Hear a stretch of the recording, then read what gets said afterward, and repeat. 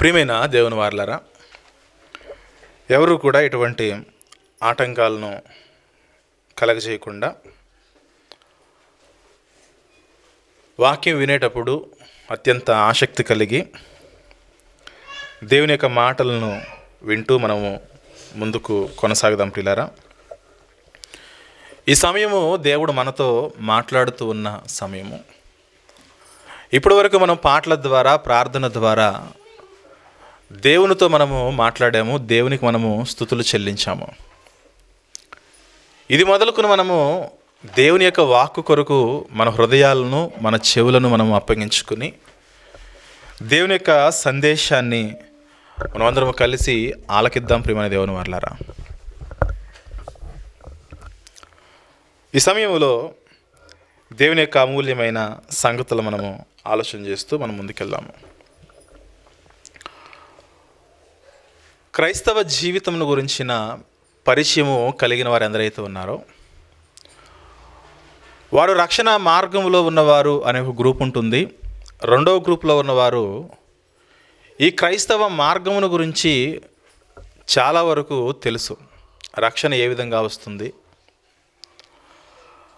అంత మాత్రమే కాదు కానీ రక్షింపబడుట కొరకు ఎటువంటి సువార్తను వినాలి, సువార్తను విన్న తర్వాత మారు మనసు నిమిత్తము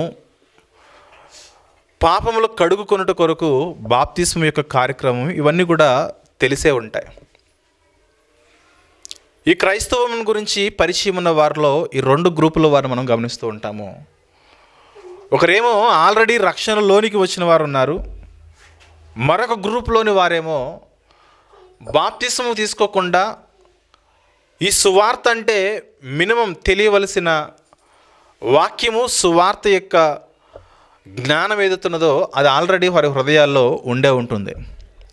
సువార్త అంటే యేసుక్రీస్తు ఈ లోకానికి ఎందుకొరకు వచ్చారు, ఈ లోకంలో ఆయన ఏ విధంగా జీవించాడు, ఎటువంటి బోధ చేశాడు, మనుషులందరినీ కూడా ఆయన ప్రేరేపించి అందరి నుండి ఆయన ఏమి కోరుకుంటున్నాడు అని అంటే ఆయన యొక్క రక్తంలో మనం అందరూ కూడా కడగబడాలి, మన పాపాలను మనము ఒప్పుకోవాలి. ఈ సువార్తను విన్న అనేక మంది రోజు రక్షణ పొందడానికి ఆలస్యం చేస్తున్న గ్రూప్ ఒకటి ఉన్నది. రెండు గ్రూపులు మీకు జ్ఞాపకాలు తీసుకొస్తున్నాను. ఒక గ్రూపు సువార్త విన్నప్పటికీ రక్షణ పొందడానికి అంటే బ్యాప్టిజం తీసుకుని ప్రభు కొరకు జీవించడానికి ఆలస్యం చేసే గ్రూప్ ఒకటి ఉన్నది.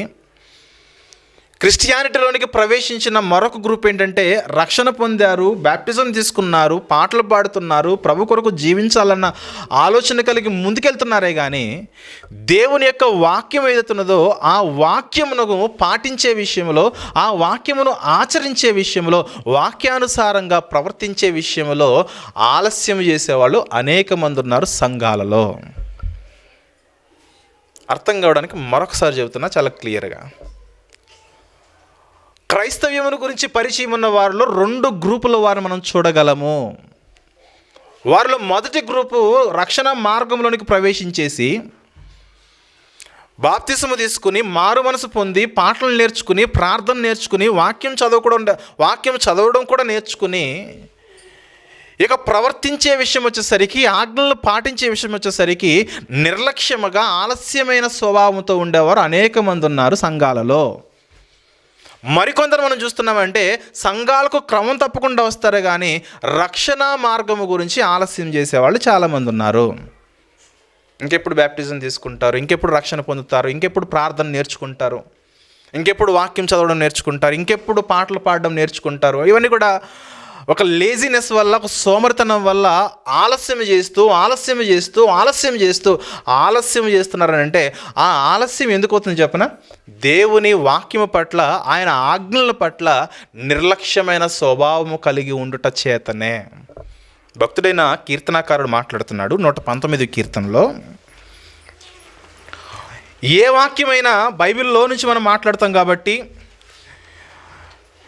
ఇటువంటి స్వభావం కలిగిన వారు, ఆలస్యము పేరిట నిర్లక్ష్యంగా బ్రతుకుతున్న వారు బైబిల్లో కూడా ఉన్నారు కాబట్టే దేవుడు తన మాటలను ఆ కాలానికి సంబంధించి మరి నిర్దేశించిన ప్రజల కొరకు ముందుగానే సెలవిస్తున్నాడు.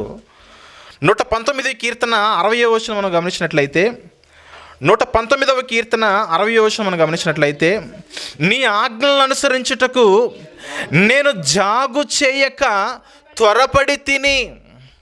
ఈ కీర్తనాకారుడు మాట్లాడుతున్న మాట మీరు గమనించండి. దేవా, నీ ధర్మశాస్త్రములో ఉన్న నీ ఆజ్ఞలు ఏవైతే ఉన్నావో అది ఏ నుంచి జడ్ వరకున్న ప్రతి ఆజ్ఞను కూడా నేను అనుసరించుట కొరకు, పాటించుట కొరకు నేను ఏమాత్రము కూడా జాగు చేయక, అంటే ఆలస్యము చేయక. ఆలస్యము చేయని వాడు ఏం చేస్తాడు చెప్పండి? తొందరపడతాడు.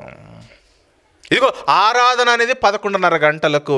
ఆలస్యం అంటే ఏంటి చెప్పండి? 12 గంటలకు తర్వాత రావడం ఆలస్యము. ఒకవేళ దేవుని యొక్క మందిరానికి మనం త్వరగా వెళ్ళాలనుకుంటే ఏం చేస్తాం చెప్పండి? మనలో ఒక తెలియని తొందరపాటు ఉంటుంది. దేవుడు అంటే భయం ఉంటుంది. భయం ఉండి అయ్యో నా దేవుని సన్నిధికి నేను త్వరగా వెళ్ళాలి. అది కూడా ఒక ఆజ్ఞనే కదా.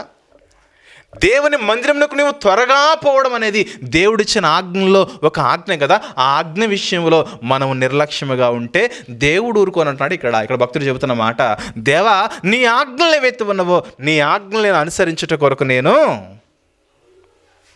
జాగు చేయక, అంటే ఆలస్యము చేయక నేను త్వరపడి తిని అంటున్నాడు. ఇది దేవుని మందిరానికి విషయంలో కాదు, కానీ ప్రతి విషయంలో కూడా దేవుని ఆజ్ఞలను పాటించే విషయంలో. 2 కేటగిరీస్ని మీకు చెప్పాను, 2 గ్రూపులు చెప్పాను. దీనిలో మొదటి గ్రూపు క్రైస్తవ్యంలోనికి వచ్చిన వారి గురించి మాట్లాడతాను. అంటే రక్షణ మార్గంలోనికి ప్రవేశించిన వారి గురించి మాట్లాడుతున్నాను. దేవుడు సెలవిచ్చిన ప్రతి మాట మీరు గమనించండి. ఈ కోపాన్ని మానుకో, అహమును తీసివేసేయి, గర్వాన్ని తీసివేసేయి, అందరినీ ప్రేమించు, తగ్గింపు జీవితాన్ని కొనసాగించు. నీ లోకంలో నువ్వు బ్రతుకుతూ ఉండగా నీకు ఎవరితో అయితే సమాధానము లేకుండా నువ్వు కలిగి ఉన్నావో ప్రతి ఒక్కరితో కూడా నీవు సమాధానము కలిగి ఉండు. అంటే బైబిల్ మనకు చెబుతున్న మినిమం ప్రిన్సిపల్, బేసిక్ ప్రిన్సిపల్స్ ఏవైతే ఉన్నావో, బేసిక్ సూత్రాలు ఏవైతే ఉన్నావో ఇవి చాలా అవసరం. తగ్గింపు జీవితమే కానీ, గర్వాన్ని తీసిపెట్టేసి అత్యంత సామాన్యమైన జీవితాన్ని గడపడమే కానీ, సమాధానకరమైన జీవితమే కానీ, ఇతరులను కూడా నిన్ను వలని పొరుగు వారిని ప్రేమించడం ఏదైతే ఉన్నదో ఇవి చాలా ప్రాముఖ్యమైన విషయాలు. ఇవి ఇక మోహపు చూపు, ఇవన్నీ కూడా, వ్యభిచారం, ఇవన్నీ కూడా ఇంకా పెద్ద పెద్ద పాపాలు. ఇంకా అంటే క్రైస్తవులు ఈ వ్యభిచారాలు వీటికి కొంచెం దూరంగా ఉంటారు కానీ, ఈ హత్యలకు అత్యాచారాలు కొంచెం దూరంగా ఉంటారు కానీ, క్రైస్తవులు ఎక్కువగా ఎక్స్పోజ్ అయ్యేది దేనికంటే ఒక తగ్గింపు జీవితం ఉండదు. అహంకారము, గర్వంతో కూడిన వాతావరణం నుంచి, ఆ యొక్క హృదయంలో నుంచి బయటకు రారు. సమాధానం లేకుండా ఎదుటివారితో ఎప్పుడు కూడా కొట్లాట్లు పెట్టుకునే మనస్తత్వం అందరికీ ఉంటుంది. ఏం చెప్తున్నాడు? నీ శత్రువును సైతము నువ్వు ప్రేమించాలని ప్రభువే మనకు ఆజ్ఞాపిస్తూ ఉంటే మన జీవితాల్లో శత్రువుల యొక్క సంఖ్యను పెంచుకుంటూ వెళ్ళిపోతున్నామే కానీ ప్రతి ఒక్కరితో మనం సమాధానపడి శత్రువులు కూడా ప్రేమించే స్వభావాన్ని మనం కలిగి ఉండడం లేదు. ఒకరోజు యేసుక్రీస్తు వారిని ఒక ఆయన అడిగాడు, ధర్మశాస్త్రోపదేశకుడు, ఎవరు నా సహోదరుడు అని అడిగితే యేసుక్రీస్తు వారు చెప్పాడు, ఒక ఉపమానం చెప్పి, ఒక లేవీయుడు, ఒక యాజకుడు, ఒక సమరీయుడు వెళ్తూ ఉంటే ఈ లేవీయుడు, యాజకుడు ఆ మార్గములో ఉన్న, అవసరతలో ఉన్న, ఆపదలో ఉన్న ఒక సహోదరుడికి హెల్ప్ చేయడు. కానీ ఒక సమరీయుడు మాత్రము హెల్ప్ చేసి అక్కడ ఆ సహోదరుని ఆదుకుంటాడని ఒక ఉపమానం చెప్పాడు. తెలిసింది కాబట్టి నేను చూపించట్లేదు. అలాగే ఈరోజు ఎవరు మన శత్రువులు అని మనం ప్రశ్నించుకుంటే, మన శత్రువులు అండి అపవాదండి అంటూ ఉంటాం. అపవాది అది ఫైనల్ స్టెప్. అపవాది అనేది ఫైనల్ స్టెప్. ఈరోజు మన శత్రువులు ఎవరనంటే మన ఇంట్లో ఉన్నవాళ్ళు మన శత్రువులు. మనం ఎవరి దగ్గర మన గర్వాన్ని ప్రదర్శిస్తామంటే, ఎవరి దగ్గర మనం తగ్గింపు లేకుండా బ్రతుకుతామంటే, ఎవరి దగ్గర మనం సమాధానం లేకుండా బ్రతుకుతున్నామంటే మన ఇంటిలో ఉన్న వారి బంధాలు ఏవైతే ఉన్నాయో ఆ బంధాల దగ్గరే మరి ఎక్కువగా ఉంటుంది. ఇక ఉద్యోగ ప్రాంతంలో, మళ్ళీ వేరు పని ప్రాంతంలో కూడా కొంచెం తెలియని ఆ యొక్క ఈగోని మనం కనపరుస్తూ ఉంటాం. కానీ దేవుడు సెలవిస్తున్న మాట ఏంటంటే, యెహోవా సెలవిచ్చిన ఏ ఆజ్ఞ అయితే ఆజ్ఞను మనం అనుసరించడానికి త్వరపడు అన్నప్పుడు సమాధాన పడడానికి మనం ఎందుకు త్వరపడట్లేదు? తగ్గించుకుని బ్రతకడానికి ఎందుకు త్వరపడట్లేదు? యేసుక్రీస్తు యొక్క మొహం మీద ఉమ్మేసిన, కొరటాలతో కొట్టిన, గుద్దిన, తన్నిన, సిలువేసి చంపేసిన ఆ తగ్గింపు జీవితానికి ఆయన ఒక గొప్ప నిలువెత్తు మాదిరి కాదా?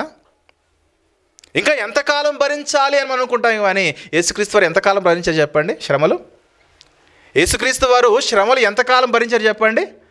చనిపోయే ఆ చివరి క్షణము వరకు కూడా శారీరక శ్రమ, మానసిక శ్రమ, అలాగే కుటుంబం పట్ల కుటుంబం నేను వదిలేళ్ళిపోతున్నాననే భయంకరమైన వేదనలో ఆయన బ్రతికిన విధానం మనం గమనిస్తున్నాం కదా. అంటే మన జీవితంలో ఒక్కసారి క్రైస్తవ్యంలోకి వచ్చామంటే ఇక అంతే, మనకు ఎదురవుతున్న ప్రతి శ్రమను కూడా మనం ఓర్చుకోవాలి.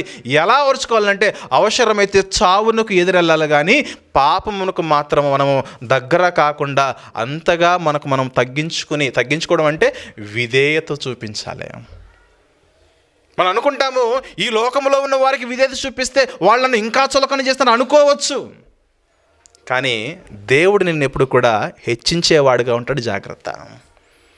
నువ్వు తగ్గించుకుంటున్నది ఈ లోకంలో వారికి కాదు, కానీ దేవుని యొక్క ఆజ్ఞలకు నువ్వు తగ్గించుకుని బ్రతుకుతున్నావు అని అర్థం. ఇక్కడ మన కుటుంబంలో ఉన్న ఏ బంధమైనా తీసుకోండి, భార్య, భర్త, అత్త, మామ, కోడలు, అది ఏ బంధమైనా తీసుకోండి, పిల్లలు, తల్లిదండ్రులు, ఉన్న బంధాలన్నీ తీసుకోండి.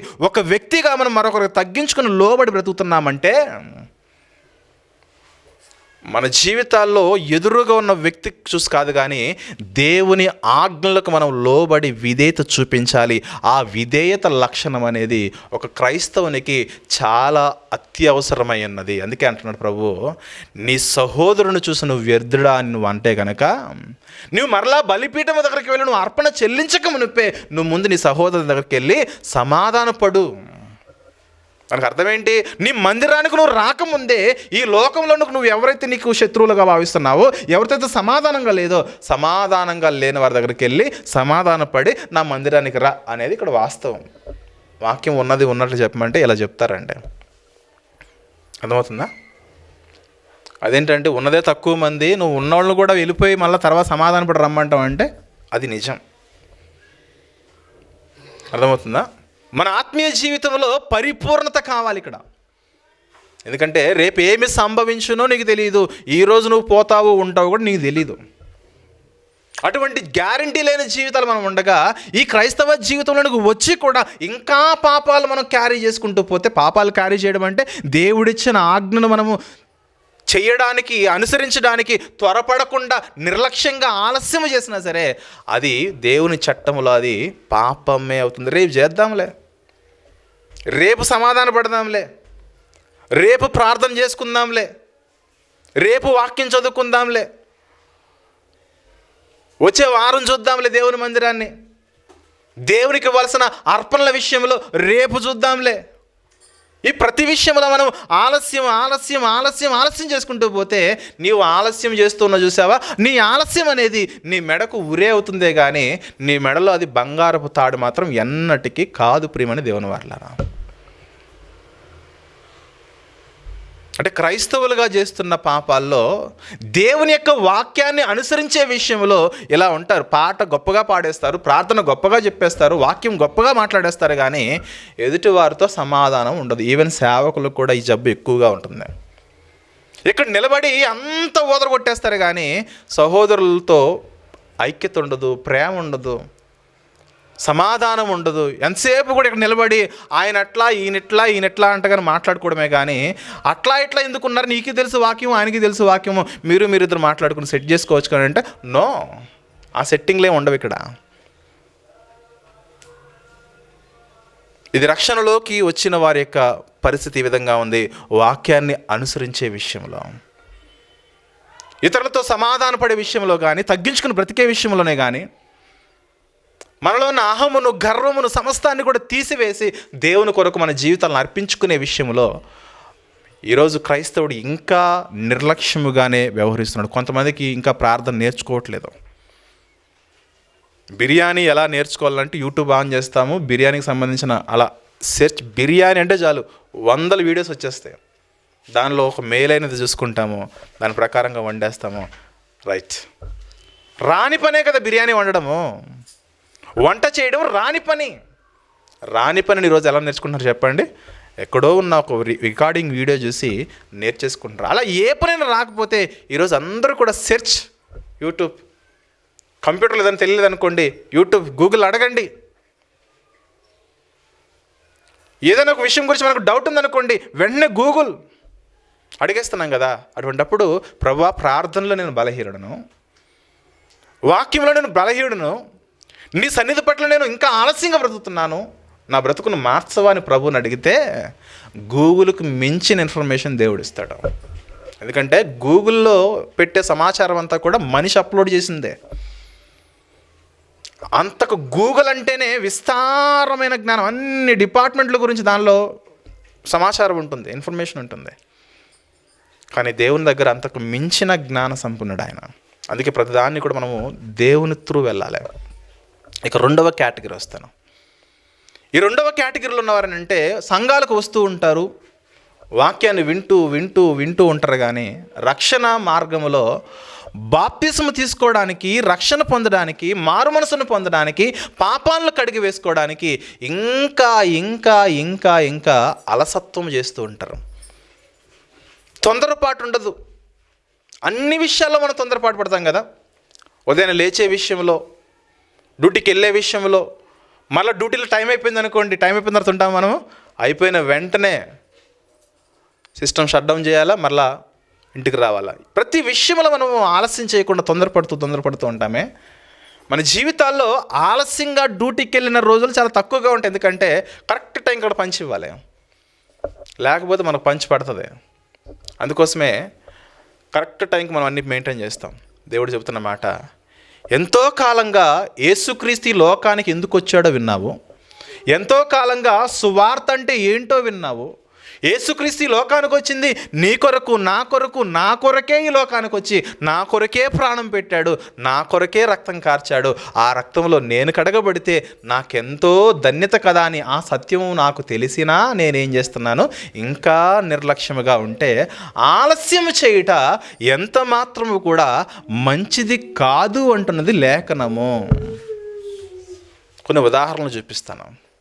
పాపములలో భయంకరమైన దుష్టత్వములో ఉండి క్రైస్తవులను హింసిస్తున్న సౌలు అనే ఆయనను ప్రభు పిలిచిన తర్వాత, ప్రభు యొక్క సువార్త సౌలుకు అందిన తర్వాత, సౌలు యొక్క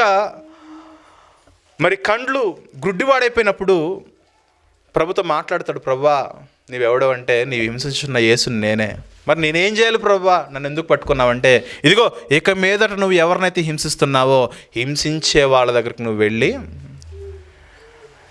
నువ్వు ఎవరినైతే హింసించడానికైతే వెళ్తున్నావో ఆ మార్గం నీవు ఇక మీదట నీవు ప్రకటించేవాడిగా నేను చేయబోతున్నాను. నా యొక్క ఆజ్ఞలకు, నా యొక్క మార్గమునకు నాకు నీవు సాధనముగా ఉండబోతున్నాను, నేర్పరచుకున్నాను చెప్పగానే పౌలు గారిలో, ఈ సౌలుగా ఉన్న పౌలు గారికి మార్గము తెరవబడుతుంది.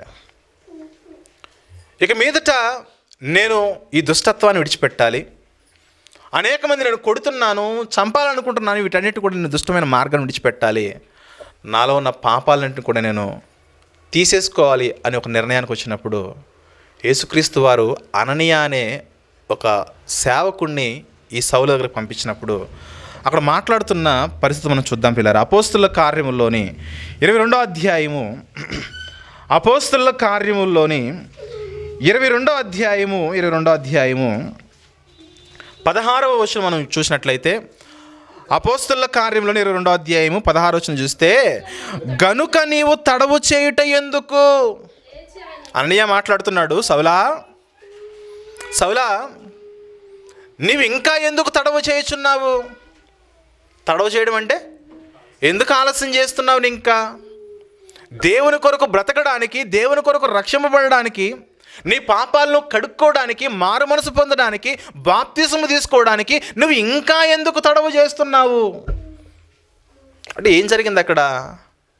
దమస్కు మార్గానికి వెళ్తూ ఉన్నాడు, ప్రభు అడ్డగించాడు, కండ్లు పోయాయి, ప్రభు మాట్లాడుతున్నాడు, గుడ్డివాడైపోయాడు పౌలు. అటువంటి పరిస్థితుల్లో, అటువంటి సమయాల్లో కళ్ళే పోయాయి, శరీరం అంతా బలహీనం అయిపోయింది. ఆల్రెడీ మాట్లాడవలసిన కాన్వర్జేషన్, సువార్త అనేది అక్కడ సౌలుకి ప్రకటింపబడిపోయింది. ప్రకటించిన వెంటనే అంటున్నారు, సువార్త విన్న వెంటనే, అంటే ఈ పౌలు సువార్తను విన్న వెంటనే ఈ సేవకుడు వచ్చి మాట్లాడుతున్నాడు, సువార్త వినేసావు కదా, గనుక ఇంకా ఎందుకు ఆలస్యం చేస్తున్నావు అంటే సువార్త విన్న వెంటనే సువార్త యొక్క అర్థం మన హృదయంలో నాటబడిన తర్వాత మరలా మనము తడవు చేయుట ఎందుకు? మనోళ్ళు ఏం చేస్తారు చెప్పిన, సువార్త యేసుక్రీస్తు ఈ లోకానికి ఎందుకు వచ్చాడు, ప్రాణం పెట్టాడు, తిరిగి లేచాడు, బైబిల్లో ఉన్న చాలా సువార్త ఆల్రెడీ హృదయంలో నాటబడి ఉంటుంది. కానీ బాప్టిజం తీసుకోవడానికి, రక్షణ పొందడానికి మాత్రం ముందుకు రారు చూడండి. ఎందుకంటే బాప్టిజం తీసుకుంటే ఇక మీదట పాపాలు చేయకూడదంట. బాప్తిసం తీసుకుంటే ఇక మీదట దుష్టత్వం చేయకూడదు, నీతిమంతులుగా బ్రతకాలి, అనీతిమంతులుగా బ్రతకూడదు, పాపాలను తొలగించుకోవాలి అని చెప్పి వెంటనే అంటున్నాడు, గనుక నీవు తడవు చేయుట ఎందుకు, తడవు చేయుట ఎందుకు, లేచి ఆయన నామమును బట్టి ప్రార్థన చేసి బాప్తిస్మమును పొంది నీ పాపములను కడుక్కోమని చెప్పాను. అననీయ పౌలు గారికి చెబుతున్న మాట ఏమని చెప్తున్నాడు చెప్పండి. తడవు చేయడం ఎందుకంటే ఆలస్యం చేయడం ఎందుకు, వెంటనే నువ్వు ఆయన నామమును బట్టి ముందు నువ్వు ప్రార్థన చేయి. ఏమని ప్రార్థన చేయాలి? నీ పాపములు ఒప్పుకో, నువ్వు ప్రార్థన చెయ్యి. విస్తారమైన పాపపు ఒప్పుకోలు నువ్వు ప్రార్థన చెయ్యి. విచిత్రం ఏంటంటే బాప్తిసము తీసుకున్న వారు కూడా ఈరోజు ప్రార్థన చేయలేకపోతున్నారు. కానీ ఇక్కడ పౌలు గారికి అననీయ చెబుతున్నమాట, నువ్వు బాప్తిస్మం తీసుకొనక మునిపే నువ్వు ప్రార్థన చేయి. ఏ ప్రార్థన చేస్తావంటే నీ పాపాలన్నిటి విషయమై ఒప్పుకో, పాపపు ఒప్పుకోలు గురించిన ప్రార్థన చేయి అంటున్నాడు ఇక్కడ. నువ్వు ప్రార్థన చెయ్యి, అంత మాత్రమే కాదు కానీ బాప్తిస్మమును పొంది నీ పాపాలు నీవు కడిగి వేసుకో. పాపాలను కడిగేసుకో నాయన.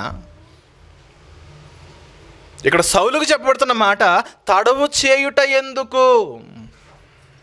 దేవుని యొక్క వాక్యము సువార్త నీ హృదయాల్లోనికి ఆల్రెడీ పంపబడింది కదా, సువార్త నువ్వు విన్నా కూడా ఎందుకు ఇంకా ఆలస్యం చేస్తున్నావు? ఎందుకు ఆయన సువార్తకు నీవు విధేయత చూపించలేకపోతున్నావు, లోబడలేకపోతున్నావు? మరొక ఇన్సిడెంట్ చూద్దాము. అపోస్తలుల కార్యములు 16వ అధ్యాయంలో ఫిలిప్పి ప్రాంతంలో పౌలు శీలలు చెరసాల్లో వేయబడిన తర్వాత చెరసాల్లో వీరు పాటలు పాడుతూ దేవుని స్తుతిస్తూ ఉంటే ఆ పాటలు ఖైదీలు విన్నప్పుడు భూకంపం కలిగినప్పుడు ఆ భూకంపం వల్ల చెరసాల నాయకుడు అనుకుంటాడు, ఖైదీలందరూ పారిపోయారు, నన్ను చంపేస్తారు అధికారులు, నన్ను ఉంచరు ఇంకా అని. ఖైదీలు పారిపోయారా ఉన్నారా ఏమాత్రం కూడా ఆలోచన చేయకుండా ఖైదీల యొక్క మనస్తత్వాన్ని బట్టి వీళ్ళు నిజంగా పారిపోయే ఉంటారని అనుకుని కత్తి చూసి పొడుచుకోవాలనుకుంటున్నప్పుడు పౌలు మాట్లాడతాడు, చెరసాల నాయకుడా ఆగు, మేమందరం ఇక్కడే ఉన్నాము అన్నప్పుడు చెరసాల నాయకునికి ఎక్కడ లేని భయం వచ్చేస్తుంది. చెరసాల నాయకుడు ఆ సమయంలో దేవుని యొక్క సువార్తను వింటాడు, యేసుక్రీస్తుని గురించిన సాక్ష్యం వింటాడు, యేసుక్రీస్తుని గురించిన సువార్తను విని మేమేం చేయాలని ఆయన అడుగుతాడు. ఇప్పుడు వెళ్ళి పౌలు గారి దగ్గరికి వెళ్ళి 16వ అధ్యాయము 30వ వచనము, వారిని వెలుపలకు తీసుకుని వచ్చి అయ్యలారా రక్షణ పొందుటకు మేము ఏమి చేయవలెను, మేము ఏం చేయాలన్నప్పుడు అందుకు వారు ప్రభు అయిన యేసునందు విశ్వాసం ఉంచుము, అప్పుడు నీవును నీ ఇంటి వారును రక్షణ పొందుతారని చెప్పి అతనికిని అతని ఇంటి వారందరికీ దేవుని వాక్యము బోధించిరి. రాత్రి ఆ గడియలోనే, నోట్ దిస్ పాయింట్, ఎప్పుడు జరిగింది? అర్ధరాత్రి వేళ జరిగిన సందర్భం ఇది. చెరసాల్లోనికి వీరు వెళ్ళడము, చెరసాల్లో పాటలు పాడడము, భూకంపం రావడము, గోడలు బద్దలైపోవడము, నాయకులను మరి చెరసాల్లో ఉన్న ఖైదీలందరూ తప్పించుకుని పారిపోయారేమో అనుకుని చెరసాల నాయకుడు తను తాను చంపుకోవాలనుకోవడము, ఆ హత్యను ఆత్మహత్యను పౌలు గారు ఆపడము, పౌలు గారు అతని దగ్గరికి వెళ్ళి బలపరచడం, అతనికి సువార్త చెప్పడము. సువార్త విన్న తర్వాత మేము ఇప్పుడు ఏం చేయాలంటే నువ్వు యేసుక్రీస్తు అనేది విశ్వాసం ఉంచు, నీవు మాత్రమే కాదు కానీ నీ కుటుంబానికి కూడా రక్షణ వస్తుంది. అప్పుడే జరిగిపోయాయి. అన్నీ అప్పుడే వినేసిన తర్వాత ఇంకా ఎందుకు ఆలస్యం చేస్తున్నావు? రాత్రి ఆ గడియలోనే అతడు వారిని తీసుకుని వచ్చి వారి గాయములు కడిగాను. వెంటనే అన్నాడు చూడండి. వెంటనే అంటే రేపా, ఎల్లుండా, పోనీ నెల తర్వాతనా, క్రిస్మస్ రోజున బ్యాప్టిజం తీసుకున్నది, 31st రోజున, న్యూ ఇయర్ రోజున, మన సంఘం ఏర్పాటు చేసిన 3 రోజుల మీటింగ్లో లాస్ట్ రోజున, ఎప్పుడు మనం బ్యాప్టిజం తీసుకోవాల్సింది? ఎప్పుడైతే క్రీస్తుని గురించిన విశ్వాసముతో కూడిన సాక్ష్యము, ఆయన గురించిన సువార్త నీ హృదయాల్లోనికి వచ్చిందో వెంటనే అన్నారు. ఇలా ఇదే పౌలు గారు ఒకప్పుడు పాపములో ఉన్నప్పుడు అననీయ అని సేవకుడు చెప్పిన మాట ఏమన్నాడు? తడవు చేయుట ఎందుకు, ఎల్లో నీ పాపాల నిమిత్తం ప్రార్థన చేసి పాపాలను ఒప్పుకుని రక్షణ పొందు, పాపాలను కడిగేసుకో అన్నాడు.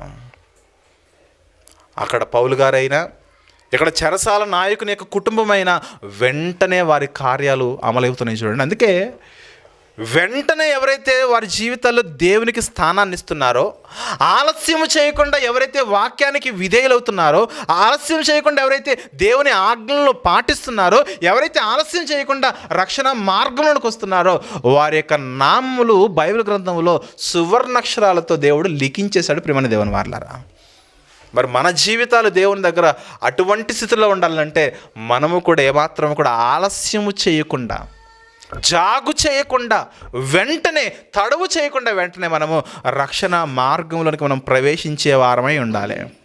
మరొక ఇన్సిడెంట్ చూపిస్తాను, మరొక సందర్భాన్ని చూపిస్తాను. అపోస్తుల కార్యములు 8వ అధ్యాయము ఫిలిప్పు పరిచర్యలో జరిగిన సందర్భం చూద్దాం పిల్లరా. ఫిలిప్పు గారి పరిచర్యలో జరిగిన సందర్భాన్ని మనం చూసినట్లయితే, నపుంసకుడు మనకు తెలుసు యెరూషలేమునకు వచ్చి మరలా అరణ్య ప్రయాణంలో వెళ్ళిపోతూ ఉంటాడు తన దేశానికి. ఐథియోపియా మరి దేశానికి సంబంధించిన ఈ యొక్క ఫైనాన్స్ మినిస్టర్ అనే ఈ నపుంసకుడు యెరూషలేమునకు ఆరాధించడానికి వస్తాడు. మరలా తిరిగి వెళ్ళిపోతున్నప్పుడు యెషయా గ్రంథం చదువుతూ ఉంటే ఆ వ్యక్తికి ఏం అర్థం కానప్పుడు దేవుని యొక్క ఆత్మచేత పంపబడిన వాడే ఫిలిప్పు గారు మరి ఆ నపుంసకుడిని కలిసి, నువ్వు చదువుతున్నది గమనిస్తున్నావా, ఏం చదివి నీకు అర్థమవుతున్నానంటే, నాకేం అర్థం కాలేదు బాబు, ఎవడైనా నాకు తోవ చూపితే నాకేం అర్థమవుతుంది, దయచేసి నాకు ఏంటో చెప్పమంటే, ప్రవక్త ఎవరి గురించి మాట్లాడుతున్నాడు, తన్ను గురించే వేరొకరి గురించి అంటే, ఆ వేరొకరు యేసుక్రీస్తు గురించి మాట్లాడుతున్నాడని, యేసుక్రీస్తుని గురించిన 35వ వచనంలోన,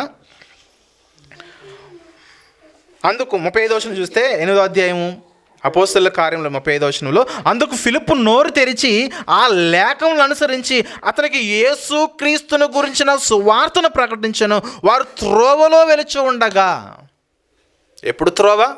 ఈ నపుంసకుడు యెరూషలేము నుంచి తన దేశానికి వెళ్ళిపోతూ ఉండగా అతని యొక్క రథాన్ని ఫిలిప్పు గారు ఎక్కి సువార్తను ప్రకటిస్తే ఆ సువార్తను విన్నాడు. అతడు త్రోవను వెళ్ళుచూ ఉండగా నీళ్లున్న ఒక చోటికి వచ్చినప్పుడు నపుంసకుడు మాట్లాడుతున్నాడు. ఏమని మాట్లాడుతున్నాడు? ఇదిగో ఫిలిప్పు, నువ్వేదో చెప్పావు కదా, రక్షణ పొందాలంటే బ్యాప్టిజం అన్నావు కదా, ఇదిగో నీళ్ళని నపుంసకుడే చెబుతున్నాడనంటే, నపుంసకుడికి ఎంత సువార్త ఉంది చెప్పనా? నీటి బ్యాప్టిజం తీసుకోవాలి, నీళ్ళలో బ్యాప్టిజం తీసుకోవాలి. అంటే ఒక వ్యక్తి రక్షణ మార్గంలోనికి ప్రవేశించుటకు ఎంతైతే అవసరమో అంత జ్ఞానాన్ని ఒక 10-15 నిమిషాలు చెప్పేశాడు అంతే. సువార్త చెప్పడం అంటే మళ్ళీ గంటల ప్రసంగాలు అవసరం లేదు. యేసుక్రీస్తు లోకానికి ఎందుకు వచ్చాడు, ఎందుకొరకు ప్రాణం పెట్టాడు, ఎందుకొరకు తిరిగి లేచి ఆయన ఎలాంటి మాటలు చెప్పాడు, ఆయన బ్రతికుండగా ఎలాంటి మాటలు చెప్పాడు, ఈ వాక్యం చెప్తే చాలు సువార్త అంటే. ఆయన విశ్వాసం ఉంచితే, అనేక రక్తంలో మనం కడుక్కుంటే మన పాపాలు పోతాయి. ఇదే కదా సువార్త అంటే. నీటిలో మనం బ్యాప్టిజం తీసుకోవాలి. ఒక 10-15 నిమిషాలు మాట్లాడేశారు. వెళుతూ రథం అయితే మూవ్ అవుతూ ఉండగా నపుంసకుడు వెళ్తూ ఉంటే వాటర్ చూశాడు. ఇదిగో ఆపు, రథం దిగుదాం, నాకు వెంటనే ఏం కావాలి? రక్షణ కావాలి. ఇదిగో ఏమన్నాడు చెప్పండి? నీళ్ళున్న ఒక చోటికి వచ్చినప్పుడు నపుంసకుడు, ఇదిగో నీళ్లు, నాకు బాప్తిస్మ ఇచ్చుటకు ఆటంకం ఏమని అడిగి రథము నిలుపుమని ఆజ్ఞాపించెను. ఆటంకం ఏంటి? ఇంకా కడగబడబోవడానికి, ఇంకా రక్షణ పొందబోవడానికి, ఇంకా దేవుని కొరకు మన జీవితాలను సమర్పించుకోకుండా బ్రతకడానికి ఆటంకాలు ఏంటి? రక్షణలోనికి రావడానికి మనకున్న ఆటంకాలు ఏంటి? ఇంకా ప్రార్థన నేర్చుకోకుండా ఉండడానికి మనకున్న ఆటంకం ఏంటి? వాక్యం చదవకుండా బ్రతకడానికి మనకున్న ఆటంకాలు ఏంటి? మనం ఇంకా ఎందుకు ఆలస్యం చేస్తున్నాము? ఎందుకు మన పాపాలు మనం కడుక్కోలేకపోతున్నాము? క్రైస్తవులకు వచ్చిన తర్వాత కూడా సమాధానం లేని బ్రతుకులు ఇంకా మనం ఎందుకు కొనసాగిస్తున్నాము? మనకున్న ఆటంకాలు ఏంటి? ఎందుకు మనం ఆలస్యం చేస్తున్నాము? దేవుని యొక్క వాక్యానికి విధేయత చూపించడానికి మనకి ఎందుకు ఆలస్యం అవుతుంది? ప్రియమైన దేవుని వారలారా, చాలామంది ప్రార్థన అంటే ఇష్టం ఉండదు, వాక్యం వినడము ఇష్టం ఉండదు, పాటలు పాడడానికి కూడా కొంతమంది ఇష్టపడరు. నీకు సమయం ఇస్తామని ఆయన నువ్వు వచ్చి కొద్దిసేపు వాక్యం చెప్పమంటే దానికి కూడా ఇష్టం ఉండదు. అంటే ఎక్కడైతే ఉన్నామో అక్కడే ఉండి అటు నుంచి అటు నరకానికి వెళ్ళిపోవాలనుకుంటాడే కానీ దినదినము అభివృద్ధి చెంది దేవుని కొరకు మనం వాడబడాలి, దేవుని కొరకు మన జీవితాన్ని మనం సమర్పించుకోవాలి, ఆయన చిత్తాన్ని ఎరిగి ఉన్న మనము ఆయన చిత్త ప్రకారంగా మనం చెయ్యాలి అన్న ఆలోచన ఈనాటి మనుషులలో రావడం లేదు. చూడండి ప్రియమైన దేవుని వాళ్ళరా, ఆయన చిత్తమును ఎరిగిన మనము ఎల్లప్పుడూ కూడా ఆయన చిత్తాన్ని మనం చేసే వారమై ఉండాలి, ఆయన ఆజ్ఞల ప్రకారం మనం నడుచుకునే వారమై ఉండాలి. ఒకరోజు యేసుక్రీస్తు వారు తన శిష్యులకు అలాగే మిగిలిన వారికి వాక్యం చెబుతూ ఉంటే, యేసుక్రీస్తు యొక్క తల్లి సహోదరులు ప్రభు దగ్గరకు వస్తే ఒక ఆయన చెప్తాడు, ఇగో మీ వాళ్ళు వచ్చారు, ఏంటి పరిస్థితి, మరి వెళ్ళి మాట్లాడతావా అంటే, అప్పుడు ప్రభు అన్న మాట ఏంటి చూద్దాం ఒకసారి. లూకాసు వార్త 8వ అధ్యాయం 19వ వచనంలో, లూకాసు వార్త 8వ అధ్యాయం 19వ వచనం చూసినట్లయితే, ఆయన తల్లియు సహోదరులను ఆయన ఎద్దుకు వచ్చి జనులు గుంపుగా ఉండుట చేత ఆయన దగ్గరకు రాలేకపోయిరి. అప్పుడు నీ తల్లియు, ఒక ఆయన వచ్చాడు యేసుక్రీస్తు వారి దగ్గరికి లోపలికి, ఇదిగో ప్రభువా నీ తల్లియు నీ సహోదరులను నిన్ను చూడగోరి వెలుపల నిలిచి ఉన్నారని ఎవరో ఆయనకు తెలియజేశారు. అందుకు ఆయన అంటున్నాడు, దేవుని వాక్యమును విని దాని ప్రకారము జరిగించు, వీరే నా తల్లియు వీరే నా సహోదరులని వారితో చెబితే వచ్చినోళ్ళకి ఎలాంటి పరిస్థితి ఉంటుందో చెప్పండి.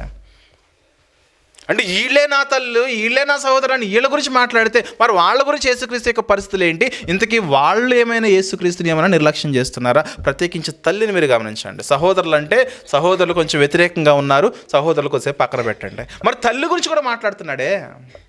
మరి తల్లి దేవునికి విధేయత చూపించలేదా? తల్లి దేవుని మాటలకు లోబడలేదా?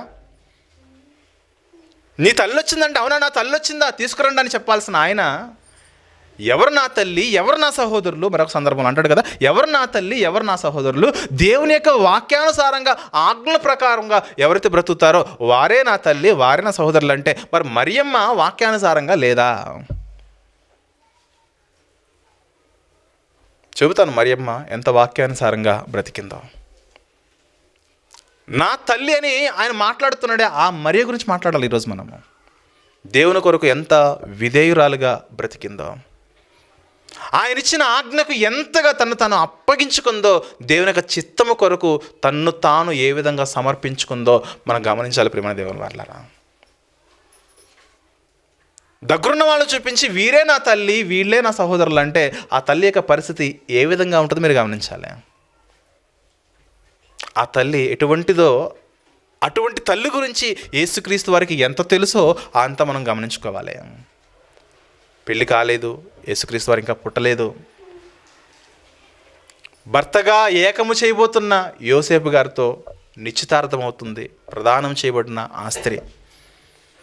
ఒకరోజు గబ్రియేలు దూత వచ్చి గబ్రియేలు మాట్లాడుతున్న మాట మనం గమనించినట్లయితే లూకాసు వార్త 1వ అధ్యాయంలో మరియమ్మ దేవుని పట్ల చూపిన విధేయత ఎట్టిదో మనం గమనించుకోవాలి ప్రియమైన దేవుని వారలారా.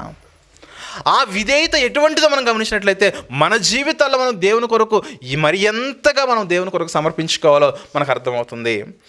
లూకాసు వార్త 1వ అధ్యాయము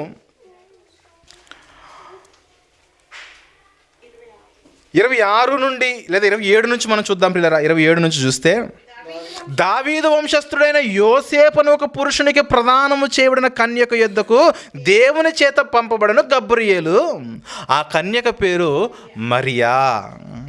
ఆ దూత లోపలికి వచ్చి ఆమెను చూచి, దయాప్రాప్తురాలా నీకు శుభము, ప్రభువు నీకు తోడై ఉన్నాడని చెప్పాను. ఒకవేళ గబ్రియేలు దూతే మన ఇంటికి వచ్చి రాత్రి కల్లో కనబడి మనకి ఈ మాట చెబితే మన బ్రతుకులు మన ఆలోచన విధానం ఎలా ఉంటుందో చెప్పన, ఓహో దేవుడే తన దూతను పంపించాడు కాబట్టి నా జీవితం మారిపోబోతుంది, ఈ పేదరికం పోతుంది, ఉన్న సమస్యలు పోతాయి, ఉన్న కష్టాలు పోతాయి, ఉన్న శ్రమలు పోతాయి, మంచి ఉద్యోగం వచ్చేస్తుంది, మంచి బిజినెస్ పెట్టేసుకుంటాను, మంచి వ్యాపారం చేస్తాను, కార్లు కొనుక్కుంటాను, భవనాలు కొనుక్కుంటాను. ఎందుకు?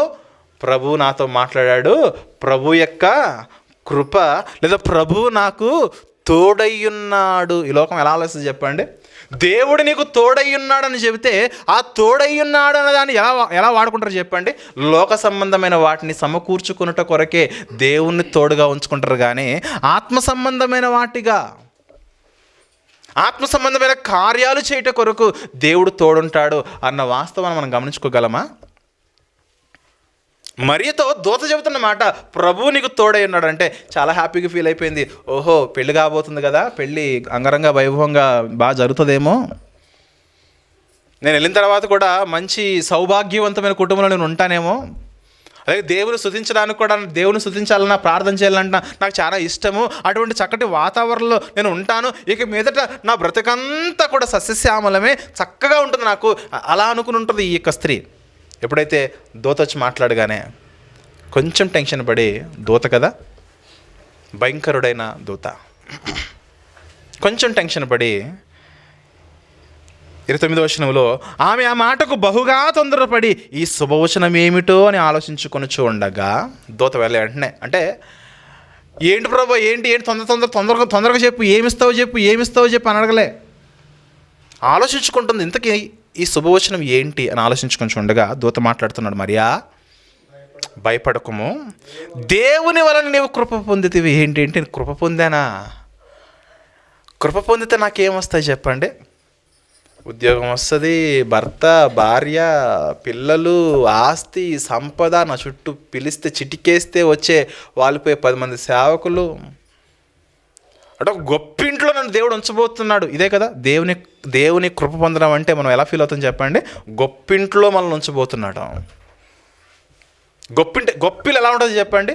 అత్తమామలతో నాకు సమస్య ఉండదు, భర్తతో సమస్య ఉండదు, భార్యతో సమస్య ఉండదు, నాకు అన్నీ కూడా అన్ని పుష్కలంగా అలా ఉండిపోతాయి గొప్పిళ్ళు అంటే. ఈరోజు గొప్పిళ్ళు అంటే ఏంటి చెప్పండి? అలాగే ఉంటుంది కదా.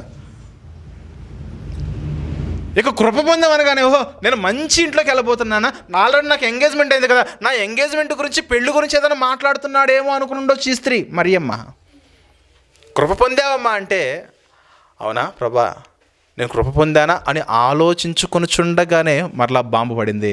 ఆ బాంబు ఏంటి చెప్పండి? 31వ వచనంలో, ఇదిగో నీవు గర్భము ధరించి కుమారుని కని ఆయనకు యేసు అని పేరు పెట్టుదువు. అదేంటి గర్భము? పెళ్ళి, అసలు నువ్వు పెళ్లి గురించి మాట్లాడుకుంటావు అనుకుంటే గర్భం గురించి మాట్లాడుతున్నావేంటి? మరీ ప్లేస్లో మనం ఉంటే, ఎంగేజ్మెంట్ అయిన అమ్మాయి దగ్గరికి దేవదూత వచ్చి మాట్లాడితే గర్భం గురించి మాట్లాడుతుందా, పెళ్లి గురించి మాట్లాడాలా? ఒకవేళ ఆ గర్భమైన ఎవరైతే వివాహం చేసుకోవడానికి రెడీగా ఉన్నారో, వివాహం అయిన తర్వాత ఆయనతో వివాహం అయిన తర్వాత నీకు గర్భం అవుతుంది, ఇలా చెప్పే శుభవచనం వింటాం. కానీ మరియమ్మ వినదు. చూడండి ఒకసారి, తనకి ఏం జరుగుతుందో అర్థం కావట్లేదు. గబ్రియలు దూత ఒకదాని వెంట ఒకసారేమో దేవుడు తోడై ఉన్నాడు. దేవుడు తోడై ఉంటే ఏ కష్టము ఉండదు కదా, ఏ నష్టము ఉండదు కదా, ఏ శ్రమ ఉండదు కదా, ఓకే హ్యాపీగా అనుకుంది. మరలా నీవు కృప పొందిన దానమ్మా అంటే ఇంకా హ్యాపీగా ఫీల్ అయింది. వెంటనే అంటున్నాడు, నీవు గర్భాన్ని ధరించబోతున్నావు. అయ్యా నేను పురుషుణ్ణి ఎరగని దానిని అంటే, పురుషునితో పని లేదు, ఈ లోక రక్షకుణ్ణి దేవుడు తన కుమారుణ్ణి లోకంలోకి పంపించబోతున్నాడు, అది నీ ద్వారా, నీ గర్భము ద్వారా తీసుకుని రాబోతున్నాడు. ఒక్కసారిగా సాఫీగా పోతున్న జీవితంలో ఒక బండ పడింది. అంతే కదండి, పెళ్ళి కాకముందే గర్భం అనేది లోకం విషయంలో ఎంత నీచకరమైన, అవమానకరమైన పరిస్థితితో మనం గమనించుకోవాలి. అయ్యో ప్రభువా నాకు పెళ్ళి కాలేదు ప్రభువా, నువ్వేది ఇలా అంటే కృపన్నావు, తోడన్నావు, నువ్వు కాస్త తీసుకెళ్ళి ఇలా మాట్లాడుతున్నావేంటి, నాకు ఇది వద్దు ప్రభువా, నాకు ఈ జీవితం వద్దు, పెళ్ళి కాకుండా నేను ఇవేమి ఇలాంటి వాటిని నేను పెట్టుకోను, ఏదైనా ఇవ్వాలనుకుంటే పెళ్ళైన తర్వాత ఇవ్వు, ఇలా డిస్కస్ చేయొచ్చుగా మరియమ్మ గబ్రియలు దూతతో, దేవునితో. దూత చెప్పేశాడు, సర్వోన్నత నీకు కుమారుడు నీ ద్వారా రాబోతున్నాడు, పరిశుద్ధాత్మ వల్ల నీవు గర్భాన్ని ధరించబోతున్నావు, నీ సమీప బంధువైన ఎలిజబెత్ కూడా ఆల్రెడీ గర్భవతి అయింది, యోహాన్ రాబోతున్నాడు అన్న వార్త తెలియగానే మరియమ్మ ఒకటే మాట అంది.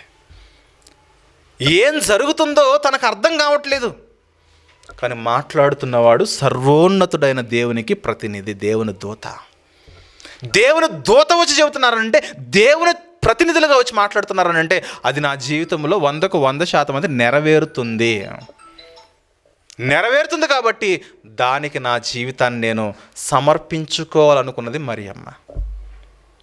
మరియమ్మ ఎంత గొప్ప విధేయతో మనం గమనించాలి ప్రియులారా. ప్రభు అన్నాడనంటే ఎవరైతే నా వాక్యానుసారంగా బ్రతుకుతారో వారు నా తల్లి, వారు నా తండ్రి అంటే మరియమ్మ తల్లి కాకుండా పోదక్కడ. ఎందుకంటే ఆయన ముందున్న వాళ్ళందరికంటే ఎంతో ఉత్తమురాలు తన తల్లి. తనకి ఏం జరగబోతుందో అప్పుడు తెలిసిన వెంటనే ఆలోచించుకోవడానికి ప్రభా ఒకరోజు టైం ఇవ్వు నాకు అని అడగలే. మనమైతే వాక్యం చెప్పి మరి బ్యాప్టిజం తీసుకుంటామంటే కొంచెం నేను ఆలోచించుకోవాలండి, నన్ను ఎగ్జామిన్ చేసుకోవాలండి, నేను పరిశీలించుకోవాలండి, నాకు కొంచెం టైం కావాలని అడుగుతాం మనం. కానీ మరియమ్మ ఆలస్యం చేసిందా? ఆలస్యం చేయలేదు. గబ్రియేలుతో అంటున్న మాట 38వ వచనంలో, అందుకు మరియా, ఇదిగో ప్రభు దాసురాలను నేను. ఈ ఊపిరి ఉన్నదే, ఈ శరీరం ఉన్నదే, ఈ శరీరంలో ఉన్న బలం ఉన్నదే, ఈ శరీరానికి సంబంధించిన శక్తి ఉన్నదే, ఇదంతా కూడా ప్రభువు కొరకే వాడబడాలి. దేవుని కుమారుడే నా ద్వారా వస్తే ఈ లోకంలో అనుభవించవలసిన శ్రమలు ఏవైతే ఉన్నావో ఎంతకాలం అవి నేను అనుభవిస్తాను. I'm happy. ఇదిగో ప్రభువు దాసురాలను, నీ మాట చొప్పున నాకు జరుగును గాక. నేను ఏదైనా సరే నీ మాట చొప్పున నాకు జరగాలి. మరియమ్మ ప్లేస్లో ఈ జనరేషన్లో ఉన్న పిల్లలు కానీ లేదంటే వేరే ఎవరన్నా సరే, ప్రభా నువ్వు ఇప్పుడు వెళ్ళు, నీకు వచ్చే మళ్ళీ ప్రార్థన చేసుకోవాలి, నేను కూడా పర్సనల్గా దేవునితో మాట్లాడతాను, ఇది నిజమో కాదో దేవునితో మాట్లాడాలి, నాకు కూడా కొన్ని ప్రాబ్లమ్స్ ఉన్నాయి, ఇప్పుడు ఒకవేళ పెళ్ళి కాకుండానే గర్భాన్ని ఇస్తే నాకు కూడా కొన్ని డిమాండ్స్ ఉన్నాయి, మరి ఇప్పుడు నా పరిస్థితి ఏంటి? ఇప్పుడు అంతే కదా. కొన్ని సందర్భాల్లో అద్దె గర్భాలు ఇప్పుడు ఈరోజు రెగ్యులర్గా మనం వింటూ ఉన్నాం. అద్దె గర్భం అంటే తనది కాని గర్భాన్ని తనలో ఉంచుకొని మోసి పిల్లలకన్నా వాళ్ళకి ఇచ్చేయాలి. అవునా? అవును. అద్దె గర్భం ఊరికే వచ్చేస్తుందా? ఇప్పుడు 9 మాసాలు మొయ్యాలంటే ఊరికే మోస్తారు ఎవరైనా? మొయ్యరు. 10 లక్షలు 20 లక్షలు ముందే డిపాజిట్ చేయాలి. మళ్ళీ డెలివరీ అయిన తర్వాత పిల్లని ఇచ్చేసిన తర్వాత మిగిలిన బ్యాలెన్స్ ఏదవుతుందో నీకు ఇచ్చేస్తాం. ఇది మొత్తానికి 50 లక్షలు నీ చేతిలో పెడుతున్నామమ్మా, కేవలం బిడ్డను కనిచ్చినందుకు. గొప్పింటోళ్ళు ఈ విధంగా మాట్లాడుకుని, అంటే ధనవంతులు ఈ విధంగా మాట్లాడుకుని పిల్లలకి అంటారు, వాళ్ళు కనరు, వాళ్ళు వారి శరీరాలు ఎక్కడ బలహీనం అయిపోతాయని పిల్లలకి అంటే. ఈ సినిమా ఫీల్డ్లో ఉన్నవారు ప్రత్యేకించి వీళ్ళైతే ఇప్పుడు ఆ గర్భాన్ని మోయవలసిన స్త్రీలు ఎవరైతే ఉన్నారో, ప్రజెంట్ స్త్రీలు ఎవరైతే ఉన్నారో ప్యాకేజ్ మాట్లాడుకోరా, డిమాండ్స్ ఉంటే మాట్లాడుకుంటారు. మరి మరియమ్మ కూడా మాట్లాడుకోవాలి కదా, ప్రభు ఏంటి మరి నాకేంటి అంటే, నీకా అవమానాలమ్మా, ఎంతకాలం అవమానాలు, నీ జీవితం అంతా అవమానమే. సుమయోనన్న మాట నీ యొక్క గర్భంలో కత్తి దూసుకుని పోతుందమ్మా, నీకు మీదట అవమానాలే, బాధలే, ఇబ్బందులే. ప్రతి విషయంలో కూడా నీ హృదయంలోనికి కత్తి దూసుకుని పోతుంది, ఖడ్గం దూసుకుని పోతుంది. సుమయోను మరియమ్మతో అన్నమాట. అంటే ఇంత ప్రతికూలమైన వాతావరణాలు ఉన్నా సరే ఆ బిడ్డను మోయడానికి మరియమ్మ వెంటనే యాక్సెప్ట్ చేసింది. చూడండి, ఆ యాక్సెప్ట్ చేసే హృదయమే విధేయత అంటారు, ఒబీడియన్స్ అంటారు. టైం తీసుకోలేదు, ఆలస్యం చేయలేదు. కానీ మన జీవితాల్లో మాత్రము బ్యాప్టిజం తీసుకోవాలన్న ఆలస్యమే, రక్షణ పొందాలన్న ఆలస్యమే, మారు మనసు కొరకు ఆలస్యమే, సమాధానం పడాలన్న ఆలస్యమే, తగ్గి బ్రతకాలన్నా ఇంకా ఆలస్యం చేస్తూ ఉంటాము. ప్రార్థన నేర్చుకోవడానికి ఆలస్యమే, వాక్యం చదవడానికి ఆలస్యమే, అన్నింటికీ ఆలస్యమే. చూడండి, విశ్వాస జీవితంలో ఏది మనం త్వరపడుతూ చేస్తామని చెప్పండి, ఏది త్వరపడుతూ దేవుని సన్నిధికి వెళ్తామా, ఏది త్వరపడుతూ ఆయన స్తుతిస్తామా, ఏది త్వరపడుతూ ఆయన కొరకు మనం బ్రతుకుతామంటే ఆయన కొరకు జీవించే విషయంలో ఏమాత్రం కూడా మనకు అసలు తొందరపాటు లేదు. చూడండి, రిలాక్స్. ఎప్పుడైనా పోవచ్చు, ఎప్పుడైనా రావచ్చు, ఎప్పుడైనా చేయొచ్చు. ఎప్పుడు వెళ్తే ఏముందండి, వెళ్ళామా లేదా. అసలు వెళ్ళడం ముఖ్యం కాదు, మన హృదయం చూసావా, హృదయం ముఖ్యం అంటాడు పెద్ద మనిషి. హృదయం ముఖ్యమా? ప్రియమైన దేవుని వారలారా, మన జీవితాల్లో దేవుని కొరకు మనం ఎంతగా బ్రతకాలో, ఎంతగా వాడబడాలో మనం గమనించుకోవాలి. మరియమ్మ అది చేసింది. అందుకే దేవుని కొరకు వెంటనే ఒప్పేసుకుంది, ప్రభువుని కనడానికి వెంటనే ఒప్పేసుకుంది. చూడండి, నేను ప్రభు దాసురాలను. గబ్రియేలు, నువ్వు ఏ మాట అది చెప్పావో ఆ మాట చొప్పున నా జీవితంలో జరగాలని తన జీవితాన్ని అండి, మనం అనుకుంటాం 10 నెలల జీవితం కాదది.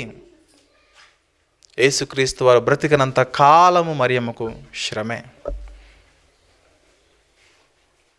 బ్రతికినంత కాలము కష్టాలే.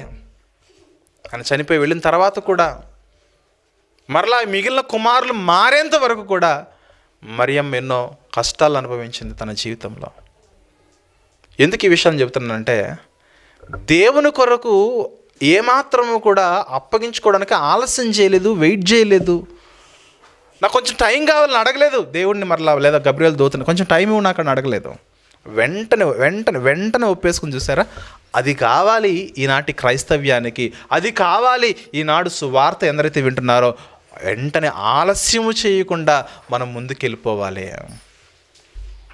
క్రైస్తవులుగా మన పరిస్థితి ఏ విధంగా ఉన్నదే?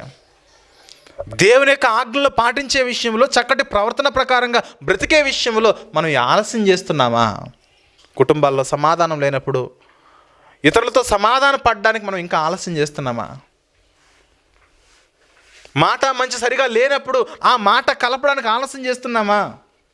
మళ్ళీ చెబుతున్నాను, దేవుడు మనతో ఎప్పుడు మాట్లాడడం ప్రారంభించాడో తెలుసా? మనం ఇంకా పాపములో ఉండగా దేవుడు మనతో మాట్లాడేట. మనతో దేవుడు మాట్లాడడానికి మనలో ఎలాంటి అర్హత లేదు మనకు. ఆయన దిగివచ్చి లోకానికి వచ్చి యేసుక్రీస్తు వారు మనతో ఆయన దేవుని యొక్క మాటలు పంచేంత గొప్ప బ్రతుకులు మనవి కావు. దరిద్రమైన జీవితాలు, పాపపూరితమైన బ్రతుకులు మనకు ఉండగా పరిశుద్ధుడైన ఆయన ఈ లోకానికి వచ్చి పాపులతో సాంగత్యము చేసి, పాపులతో మాట్లాడుతూ, పాపుల దగ్గరకు వెళ్ళి వారితో కలిసి భోజనం చేస్తూ, వారి దగ్గర నివాసం చేస్తూ, వారి దగ్గర ఉండి అందరి కొరకు నీతి వాక్యాలను ప్రకటన చేసి అనేక మంది హృదయాల్లో మార్పును కలగజేసిన మహనీయుడు ఆయన. మరి మన జీవితాలు చూడండి, మనం మాత్రమే మంచోళ్ళమే, అవతల చెడ్డోళ్ళు అన్నట్టుగా అవతలతో మాట్లాడడం చూడండి. ఇంకెలా అంటామంటే, ఆడే తప్పు చేశాడు కాబట్టి ఆడే వచ్చి మాట్లాడాలి. ఇప్పుడు అలా అనుకుంటే దేవుని దగ్గర ఎవరు మాట్లాడి చెప్పండి? ముందుగా దేవుడు తన సువార్తను ఎందుకు ప్రకటించాలి చెప్పండి? మనం మాట్లాడితే వచ్చాడు ఆయన కాదు. మనం మాట్లాడకపోయినా మనతో మాట్లాడాలని ఈ లోకానికి వచ్చిన ఆయన యేసుక్రీస్తు వారు. మనం మంచివారం కాకపోయినా మనతో మాట్లాడట కొరకు ఈ లోకానికి దేవుని యొక్క వాక్యం వచ్చింది. ప్రియమైన దేవుని వారలారా, ఒకవేళ మన ఫార్ములా ఉపయోగిస్తే, మన ఫార్ములా ఏంటి? ఆడు తప్పు చేశాడు కాబట్టి ఆడితో నేను మాట్లాడాను మన ఫార్ములా. ఒకవేళ ఇదే ఫార్ములాని దేవుడు ఉపయోగిస్తే ఈరోజు మనం అసలు మన బ్రతుకులు ఎలా ఉండే గమనించండి. లోకమంతా వ్యభిచారమే, లోకమంతా దోచుకోవడమే, లోకమంతా హత్యలే. ఈ మాత్రమైన దేవుని నీతి లోకంలో ఉండడం వల్ల దోచుకునే వాళ్ళు కొద్దిలో కొద్దిమంది తగ్గారు, హత్యలు చేసేవారు కొద్దిలో కొద్దిమంది తగ్గారు, అత్యాచారాలు చేసేవారు కొద్దిలో కొద్దిమంది తగ్గారు. క్రైస్తవ్యము ఇంత గొప్పగా విస్తరించడం వల్ల ఏది మంచి ఏది చెడ్డ అనే చట్టాలు చేయబడ్డాయి, చట్టాలు రాయబడ్డాయి, రాజ్యాంగాలు నిర్మితమయ్యాయి బైబిల్ని బట్టే. ప్రియమైన దేవుని వారలారా, గమనిస్తున్నారు కదా? అందుకే మన జీవితాల్లో మనమే నీతిమంతులు, అవతలందరూ చెడ్డోళ్ళు అన్న ఆలోచనలు ఉండకండి. ఒకవేళ ఉంటే దేవుడు ఉండాలి. దేవుడే పాపులను ప్రేమించి, దుష్ట మార్గంలో ఉన్న వాళ్ళని ప్రేమించి వాళ్ళతో సమాధానం కోరుకున్నాడు దేవుడు. మీ పాపములే నీకు నాకు మధ్య అడ్డుగోడగా ఉంటే ఆ అడ్డుగోడను తీసేయడానికి తన కుమారుని పంపించి మనుషుల మధ్య సమాధాన బంధాన్ని ఏర్పాటు చేశాడు దేవుడు. కాబట్టి ప్రియమైన దేవుని వారలారా, అందుకే రెండు గ్రూపుల వారిని చెప్పాను. ఒక గ్రూప్ వాళ్ళేమో క్రిస్టియన్స్గా పిలువబడి రక్షణ మార్గంలోకి వచ్చిన వాళ్ళు. వీళ్ళకున్న సమస్య ఏంటంటే సమాధాన పడరు, తగ్గించుకుని బ్రతకరు, ప్రార్థన చేయరు, వాక్యాన్ని బ్రతకరు, దేవునికి ఆజ్ఞల ప్రకారంగా బ్రతకడానికి ఇష్టపడరు. రెండో గ్రూప్లో ఉన్నవారు ఏంటంటే ఎంతో కాలంగా సువార్తనైతే వింటారు కానీ ప్రార్థన చేయడం నేర్చుకోరు, రక్షణ మార్గంలోకి రావడానికి ఇష్టపడరు, మారు మనసు పొందరు, బ్యాప్టిజం తీసుకోరు, నిర్జీవమైన క్రియలను విడిచిపెట్టి దేవుని కొరకు యథార్థంగా బ్రతుకుట కొరకు తాము అప్పగించుకోరు. ప్రియమైన దేవుని వారలారా, అందుకే ఈ రెండు గ్రూపులు చాలా కీలకమైనవి. మనం సంఘంలోకి వచ్చామంటేనే సువార్త మన హృదయంలో ఎప్పుడైతే తాకిందో, అసలు సువార్త అంటే ఏంటో నీకు ఎప్పుడైతే నీ హృదయంలోకి వచ్చిందో, ఆ సువార్త విన్న వెంటనే అయ్యలారా మేము ఏం చేయాలి? తడువు చేయట ఎందుకు? వెంటనే లేచి యేసుక్రీస్తునందు విశ్వాసం ఉంచి నువ్వు బ్యాప్టిజం తీసుకో, నీ పాపాలను ఒప్పుకో. పౌలు గారు ఒప్పుకున్నాడు, చెరసాల నాయకుడు తన కుటుంబం ఒప్పించారు, నపుంసకుడు ఒప్పుకున్నాడు. వెంటనే ఇదిగో నీళ్ళు, బ్యాప్టిజము ఇప్పుడే ఇచ్చేసేయి మాకు, ఇప్పుడే. కానీ మనం చూడండి, బ్యాప్టిజం తీసుకోవడానికి ముహూర్తాలు పెట్టుకుంటాం. ఏ ముహూర్తాలు ఇవి? క్రైస్తవ ముహూర్తాలు. బ్యాప్టిజం తీసుకోవాలంటే క్రిస్మస్ రావాలి, బ్యాప్టిజం తీసుకోవాలంటే December 31 రావాలి, బ్యాప్టిజం తీసుకోవాలంటే 1st తీసుకోవాలి, బ్యాప్టిజం తీసుకోవాలంటే గుడ్ ఫ్రైడే తీసుకోవాలి, బ్యాప్టిజం తీసుకోవాలంటే ఈస్టర్ తీసుకోవాలి, బ్యాప్టిజం తీసుకోవాలంటే 3-4 రోజులు 5-6 రోజులు సభలు జరుగుతాయి. ఆ సభల్లో లాస్ట్ రోజు పలానా సేవకుడు వస్తాడు, ఆయన ద్వారా తీసుకోవాలి. అలా తీసుకుంటేనే బ్యాప్టిజం. మార్చేసారు చూడండి, ముహూర్తాలు పెట్టుకున్నారు బ్యాప్టిజం తీసుకోవడానికి. ముహూర్తం అంటే ఏంటి చెప్పండి? మంచి దినం కదా. క్రైస్తవులకు మంచి దినాలు ఏంటి చెప్పండి? ఇవే పండగలు, పబ్బాలు. నీ హృదయంలో ఎప్పుడైతే మార్పు కలిగిందో, ఎప్పుడైతే యేసుక్రీస్తు నీకు కావాలని నీకు అనిపించిందో, ఆ క్షణములోనే నీవు రక్షణ మార్గంలోనికి ప్రవేశించాలి. బాప్తిస్మం అనే కార్యము వలన ఆలస్యము చేయుట మంచిది కాదు. సమాజంలో ఒక సామెత ఉంటుంది, ఆలస్యము అమృతము విషము అంటారు. అంటే ఒక ప్రయాణం ఉందనుకోండి, మనం ఎక్కాల్సిన బస్సు లేట్ అయిపోయి మనం బస్ మిస్ అయిపోయాము, ఆ బస్సు వెళ్ళిపోయింది, కొంత దూరం వెళ్ళిన తర్వాత యాక్సిడెంట్ అయింది. మనం చేసిన ఆలస్యం అనేది అప్పుడు ఎలా అవుతుంది చెప్పండి? అది అప్పుడు అమృతం అవుతుంది. అవునా? అదే అలా కాకుండా మనం ఎక్కాల్సిన బస్సు మిస్ అయిపోయి వేరే బస్సు ఎక్కాము, వేరే బస్సుకి యాక్సిడెంట్ అయింది అనుకోండి, దానికి నేను ఆలస్యం చేయడం వల్ల దానికి వెళ్ళుంటే అమృతం అయ్యేది, ఈ 2వ బస్సు ఎక్కడం వల్ల నా జీవితంలో అది నాకు విషం అయ్యింది. కానీ దేవుని వాక్యంలో, దేవుని సన్నిధిలో ఇది సెట్ కాదు. దీపం ఉండగానే చక్కబెట్టుకోవాలి. నేడే రక్షణ దినం, నేడే అనుకూల దినము. ఈ సమయం మనకు ఉండగానే మనం ఏమాత్రం కూడా తడవు చేయకుండా దేవుని కొరకు మనము సమర్పించుకుని బ్రతకాలి. ప్రియమైన దేవుని వారలారా, అది దేవుడు మనల్ని కోరుకునేదే. మరియమ్మ అది చేసింది. తన జీవితాన్ని మీరు గమనించండి. ఆమె ప్లేస్లో మనం ఉండి ఆలోచన చేస్తే, ఆమె కాళ్ళల్లో, ఆమె యొక్క హస్తాల్లో మనం ఉండి ఆలోచన చేస్తే, ఆమె చేసిన త్యాగం ఎంత గొప్ప త్యాగం మనకు అర్థం కావాలి. గమనిస్తున్నారా? ఎంతగా తన జీవితాన్ని సమర్పించుకుందని అంటే, వివాహము కాకముందు గర్భవతి అనేది సమాజం అస్సలు ఒప్పుకోదు.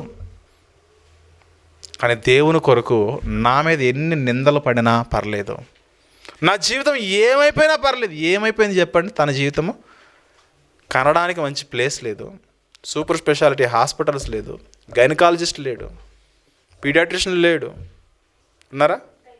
యేసుక్రీస్తు వారు పుట్టిన వెంటనే సూదేయడానికి ఉన్నారా? టీకా వేయడానికి ఎవరైనా ఉన్నారా? ఎవరు లేరు.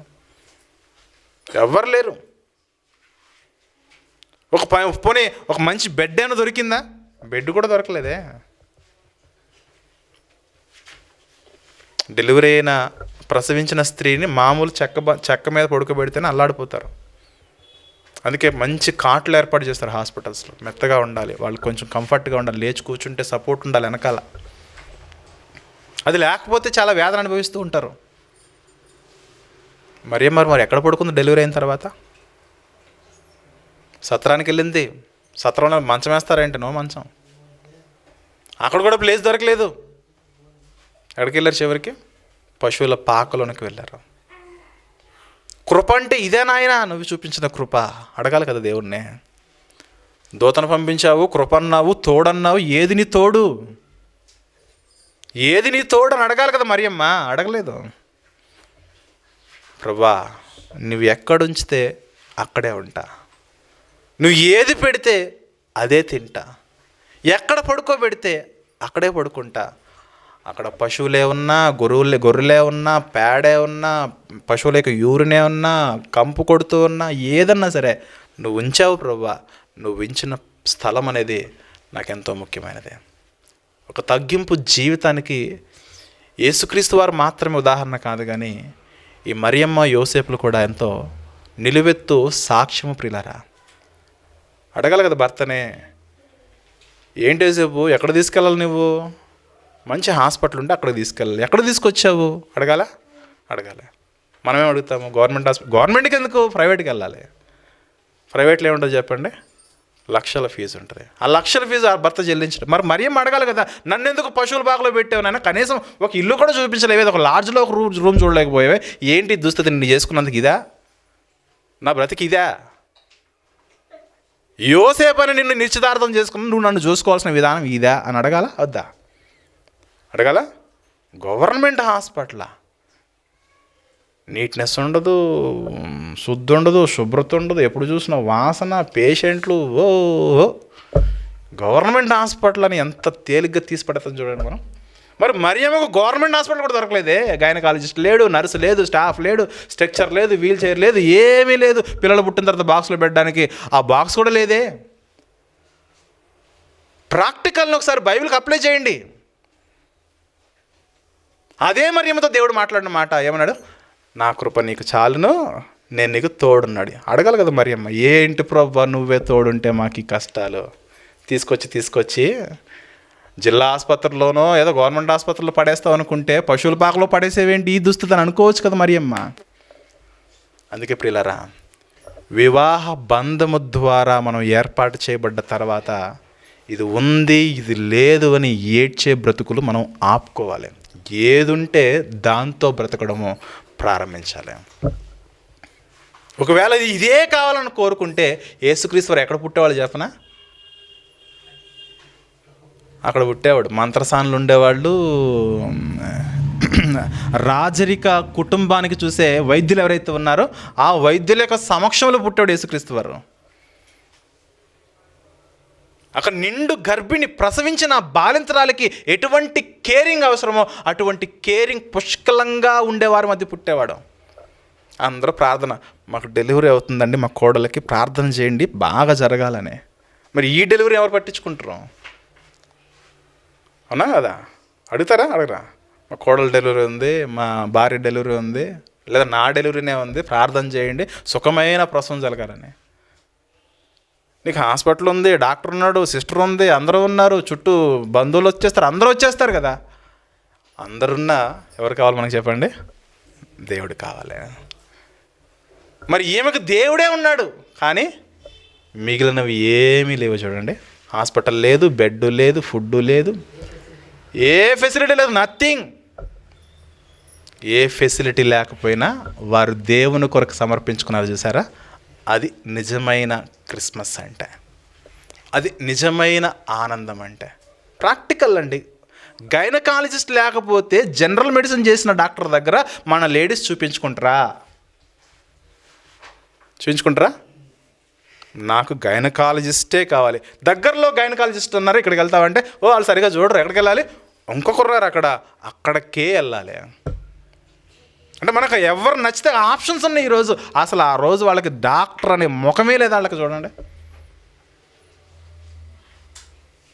ఎందుకు ఈ విషయాలు చెప్తున్నానంటే, దేవునికి వాళ్ళు విధేయత చూపించారు, లోబడ్డారు. ఈ లోబడి బ్రతికే క్రమంలో ఒకటి ఉందా, ఒకటి లేదా, ఏం తిన్నాము, ఏం వేసుకున్నాము, ఎక్కడ పడుకున్నాము, ఏం ఆలోచించలేదు. మేము దేవుని నీతిని నెరవేర్చాలి. దేవుని నీతిని మేము నెరవేర్చడం కొరకు మమ్మల్ని చచ్చిపోయినా, మమ్మల్ని చంపేసినా పర్లేదు కానీ దేవుని యొక్క ఆజ్ఞలకు మాత్రం మేము ఎదురెళ్ళం. మేము లోబడతాం. కుటుంబంలో ఎవరైనా సరే మనకు వ్యతిరేకలు మొదలయ్యి, అత్తే, మామే, భర్తే, భార్య ఎవరైనా ఇబ్బంది పెట్టినా, ఒకవేళ దేవుని వాక్యానికి నువ్వు లోబడాలనుకుంటే లోబడటం. ఎప్పటి వరకు? మరియమ్మలా ఫైట్ చేయడానికి మరియమ్మ దగ్గర అన్ని ఆయుధాలు ఉన్నాయి.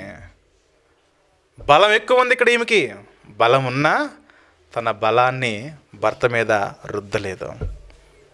యోసేపు, ఏంటిలా చేస్తావు నాయనా, ఏదైనా ఒక బెడ్ చూడు, మరీ ఇక్కడేం పడుకునేదా అడగొచ్చు కదా. అది కూడా అడగలే. భర్త యొక్క పరిస్థితిని అర్థం చేసుకుంది. ఈ గ్రామం భర్త కూడా క్రొత్తే. సో భర్త ఎక్కడుంచితే అదే నా రాజభవనం అనుకుంది. ఆ రాజభవనం ఏది చెప్పండి? పశువుల పాక అయ్యింది వాళ్ళకి. అందుకే పిల్లరా, ఏ స్థితిలో ఉన్నామో ఆ స్థితిలో మనం ఆనందాన్ని వెతుక్కుని దేవుని కొరకు మన ప్రవర్తన మనం కాపాడుకోవాలి. ఏ ప్రవర్తన అయితే మనం కాపాడుకుంటున్నామో ఆ ప్రవర్తే మనకు సాక్ష్యం అవుతుంది. ఏ ఆజ్ఞ అయితే మనం బ్రేక్ చేస్తున్నామో ఆ ఆజ్ఞ మన మీద నేరస్థాపన చేస్తుంది. నేరస్థాపన చేసినప్పుడు తలెత్తుకోలేవు దేవుని దగ్గర. ఈ లోకంలో మనం అందరి ముందు తలదించుకున్నా పర్లేదు, దేవుని దగ్గర మాత్రం తలదించుకునే పరిస్థితి ఒక క్రైస్తవుడిగా మనం తెచ్చుకునే పరిస్థితుల్లోనూ మనం చేజారిపోవద్దు. ఎవరు ఎంతగా టార్చర్ చేసినా, హింసించినా నేను ఎందుకు తగ్గుంటున్నాను తెలుసా? దేవుని వాక్యమునికి నేను లోబడి బ్రతకాలన్న నిబంధన నేను దేవునితో చేసుకుంటున్నాను ఈ దినం నుండి. నిబంధన చేసుకోండి. కుటుంబంలో గొడవలకు, కొట్లాటలకు ఏమాత్రం కూడా ఆస్కారం ఇవ్వకండి. దేవుని కొరకు పరిపూర్ణంగా దేవుని యొక్క ఆజ్ఞను, ఒక మాట చెప్తానండి, ఒక పౌలు గారి జీవితం గురించి నేను ఈ మధ్య చాలా రీసెర్చ్ చేశాను. ఎవరికి అందనంత ఎత్తులో పౌలు గారి యొక్క జీవితాన్ని, వాక్యాలు కూడా నేను బోధిస్తూ వస్తున్నాను. కొన్ని విషయాలు ఒకవేళ పౌలు గారి శరీరంలో ముళ్ళే చూస్తే చాలామంది పాపం అన్నారు, రోగం అన్నారు, ఏదేదో అన్నారు. దాని అంతా మనం తీసేసి పౌలు గారిలో ఉన్నది ఏంటో మనం చెప్పాం. దాన్ని కూడా కొన్ని ఆన్లైన్ క్లాసెస్లో చెప్పినప్పుడు, ఆన్లైన్ వేరే గ్రూపుల్లో చెప్తున్నప్పుడు, అక్కడ మన ఆన్లైన్లో ఏముంటే చెప్పండి, మళ్ళీ ఒక ప్రశ్నకు ఆన్సర్లు ఉండవు. అంటే వాక్యం చెప్పిన తర్వాత మళ్ళీ ప్రశ్నలు అడిగే పద్ధతి ఉండదు, అక్కడ ఉంటుంది అనమాట. ఏ వాక్యం చెప్పినా, ఎంతమంది చెప్పినా అడిగేస్తారు ప్రశ్నలు. మాకు ఇది అర్థం కాలేదు, ఇక్కడ ఇది ఎందుకు చెప్పావు, అది ఎందుకు చెప్పావు అని. ఈ పౌలు గారి శరీరంలో ఉన్న మును గురించి చెప్పిన తర్వాత అందరూ సైలెంట్ అయిపోయారు. ఆ యొక్క కన్వీనర్, ఆర్గనైజ్ చేసి ఆ వ్యక్తి అంటున్నారు, అడగండి ఏదైనా డౌట్ ఉంటానంటే. ఒక ఆయన అన్నాడు, ఇంత చక్కగా చెప్పిన తర్వాత ఇంకేం అడుగుతాము, చాలామంది పాపం అన్నారు, రోగం అన్నారు, ఏదేదో అన్నారు, కానీ ఇంత అర్థవంతంగా చెప్పిన తర్వాత అడగడానికి మాకు ఇంకేం లేవన్నారు. ఎందుకు విషయం చెప్తానంటే, పౌలు గారు తన జీవితంలో పరిచర్యలోనికి రాకముందు ఆయనకు అన్నీ ఉన్నాయి. ఒక పరిశీలన హోదాలో ఉండి ఇక్కడ కూర్చుంటే, పీఠం మీద కూర్చుంటే ప్రతిదీ 10% అందరూ తీసుకొచ్చి ఇచ్చేస్తారు. అసలు కడుపులో నీళ్ళు కదలకుండా అలా బ్రతికేయచ్చు. కానీ ఎప్పుడైతే దాన్ని వదిలేసుకుని దేవుని కొరకు వచ్చాడో, క్రీస్తు యొక్క మార్గంలో ప్రయాణం చేయాలని అనుకున్నాడో, ప్రతిరోజు దెబ్బలే, ప్రతిరోజు కన్నీరే, ప్రతిరోజు ఇబ్బందులే, ప్రతిరోజు సమస్యలే, ప్రతిరోజు గాయాలే. ఎందుకు ఈ గాయాలంటే, ఎదిరించలేడా పౌలు కత్తి దూస్తే అందరూ చచ్చిపోతారు. ఎందుకంటే కత్తి దూయడానికి వెళ్తున్నాడు కదా దమస్కు. ఎందుకు వెళ్తున్నాడు? చంపడానికి వెళ్తున్నాడు. అటువంటి బుద్ధి కలిగిన, శక్తి కలిగిన ఈరోజు ప్రజలందరి దగ్గర బలహీనుడైపోయి దేవుని కొరకు బలవంతునిగా బ్రతకడం ప్రారంభించాడు. అందుకే ప్రజలందరూ అనుకున్నారు, శరీర రూపాన్ని చూసి, నువ్వేం పౌలు, నీకు కారు లేదు, బంగ్లా లేదు, ఇల్లు లేదు, ఏం లేదు, ఒక పిల్లలు లేదు, ఏ పిల్లలు లేరు, నీ బ్రతికేండి ఆయన అందరూ మాట్లాడుతూ ఉంటే, అందరి దృష్టిలో నేను బలహీనుడనే, కానీ నా బాహ్య శరీరము కుషించిపోయినది, కానీ నా అంతరంగ శరీరము, నా అంతరంగ ఆత్మ ఎదుతున్నదో అది దినదినము కూడా నూతన పరచబడుచున్నది అన్నాడు ఆయన. మన జీవితాల్లో పౌలు వలె మనము దేవునికి మన జీవితాలని అప్పగించుకోవాలంటే విధేయత కలగాలి. అన్నీ ఉన్న జీవితాన్ని వదిలిపెట్టుకుని దీని కొరకు వచ్చి తిండి లేదని బాధపడిన జీవితాలు పౌలు గారి జీవితం మనం చూస్తున్నాం. తాగడానికి నీళ్ళు లేదు, వేసుకోవడానికి వస్త్రం లేదని ఎంతగానో దుఃఖించిన పౌలు గారి యొక్క జీవితాన్ని మనం చూసాం. ప్రేమ దేవుని వలన ఎందుకు ఈ మాట చెప్తున్నానంటే, మనం ఏ స్థితిలో ఉన్నామో ఆ స్థితిని బట్టి దేవుని యొక్క ఆజ్ఞలు మనము పాటించాలి. మాట్లాడుతున్న మాట చూసామా? ఈ దేవుని యొక్క ఆజ్ఞకు క్రిందనే ఉందా, దాటి మాట్లాడుతున్నామా? చేస్తున్న కార్యం ఉందా, ఇది దేవుని యొక్క ఆజ్ఞకు క్రిందనే మనం మలుచుకుంటున్నామా, ఇక దాటి మితిమీరి మాట్లాడుతున్నామా? చేస్తున్న పనులు ప్రతిదీ కూడా, మాట, ఆలోచన ఏదైనా సరే దేవుని యొక్క ఆజ్ఞలకు క్రింద లోబడి బ్రతుకుతున్నామా, ఆజ్ఞలు మీరి బ్రతుకుతున్నామా గమనించాలి. గొప్ప వాళ్ళని దేవుడు కాదనుకున్నాడు. గొప్ప వాళ్ళని దేవుడు తన్నేశాడు, విసర్జించాడు, వాళ్ళని దాటిపోయాడు. ఇశ్రాయేలుకు రాజు సౌలు మహారాజు, గొప్పోడే, మొట్టమొదటి రాజు. ఆజ్ఞను మీరినందుకు, విధేయత చూపనందుకు, చెప్పిన మాట విన్నందుకు సౌలుని తీసేసి నీ రాజ్యం మీద వేరొకరిని దేవుడు ఉంచబోతున్నాడు. ఎందుకంటే సౌలుని దేవుడు దాటిపోయాడు. దేవుడు మన జీవితాల నుండి దాటిపోక మునిపే, దేవుడు ఒక్కసారి కనుక మన జీవితం నుండి ఆయన దాటిపోదే కనుక మరలా వెనక తిరిగి మన వైపు చూడ్డా, ఆయన ఉమ్మి వేస్తానంటున్నాడు ఆయన. అందుకే దేవుడు మనల్ని దాటిపోక మునిపే దేవుని యొక్క హస్తాలకు మన జీవితాలను, మన ఆత్మను మనం అప్పగించుకుంటూ దేవుని కొరకు బ్రతికేయాలి. ఆలస్యం చేయదు. ఏ విషయంలో కూడా ఆలస్యము, అలసత్వం అనేది మంచిది కాదు. ఇది పెళ్ళి కాదు, పేరంటం కాదు, ఆలస్యంగా వెళ్ళి లాస్ట్లో భోజనాలు చేసి రావడానికే. పెళ్ళిలో ఏది ముఖ్యం చెప్పండి? మనం చదివించిన కానుక ముఖ్యము, చివరిలో దిగే ఫోటో ముఖ్యము, మనం తిన్న భోజనం ముఖ్యం, అంతే. మొదటి నుంచి ఉన్నావా, ఎప్పుడో వచ్చావు అంతే. కానీ దేవుని సన్నిధిలో మాత్రం అలా కాదు. పెళ్ళిలో మనం ఫోన్లు మాట్లాడుకోవచ్చు, బయటకు వెళ్ళొచ్చు, రావచ్చు, పోవచ్చు, ఏదైనా చేయొచ్చు. కానీ దేవుని సన్నిధిలో మాత్రము చాలా డిసిప్లిన్గా మన యొక్క కార్యాలు ఉంటే దేవుని కొరకు మనము వాడబడతాం. ప్రియమైన దేవుని వల్ల దేవుడు మనం వినియోగించుకుంటాడు. కాబట్టి ఆ రీతిలో మనం ముందుకెళ్దాము. ఒకటే చెప్తున్నాను, ఏ వాక్యం అయితే వింటున్నామో, ఏ వాక్యం అయితే చదువుతున్నామో ఆ వాక్యాన్ని మనం గైకొనాలి. ఎలా గైకొనాలి? ఆలస్యము చేయకుండా గైకొనాలి. ఏ సువార్త అయితే మనం వింటున్నామో ఆ సువార్త ప్రకారము మన జీవితాల్లో సువార్తకు లోబడి రక్షణ మార్గంలో పాపక్షమాపణ నిమిత్తం ప్రార్థన చేసుకుని మారు మనసును పొంది బాప్టిజం తీసుకుని సంఘంలోనికి మనము దేవుని సన్నిధిలోకి రావాలి. ఇలా ఉన్నప్పుడే మన ఆత్మలు దేవుని సన్నిధిలో ఎల్లప్పుడూ కూడా వర్ధిల్లుతాయి. Thank you very much. ప్రార్థన చేసుకుందాం.